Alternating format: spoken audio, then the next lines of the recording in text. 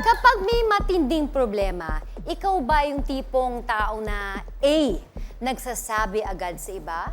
O B, sinasarili lang?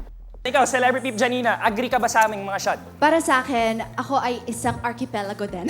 Yeah. So, A din ako.